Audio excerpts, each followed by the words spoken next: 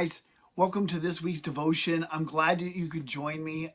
This week we're going to get our text from 1 Samuel, starting in chapter 17, verse 41. It says, "Then the Philistine came on and approached David, and with the shield bearer in front of him. When the Philistine looked and saw David, he disdained him, for he was but a youth and ruddy with a handsome appearance. The Philistine said to David, 'Am I a dog that you come to me with sticks?' And the Philistine cursed David by his gods. And the Philistine also said to David, 'Come to me, and I will give your flesh to the birds of the sky and the beasts of the fields.'" Now, interestingly enough, this is Goliath that we're talking about, and these are the final words that Goliath ever spoke. So listen, a few years ago, there was this organization that wreaked terror all throughout the world, an organization by the name of ISIS.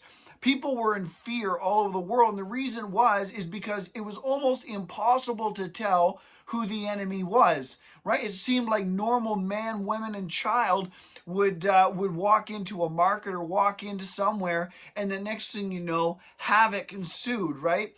And so the reality is that one of the hardest things to do when we know we have an enemy is to fight an enemy that we aren't sure who it is, right? That we know nothing about our enemy.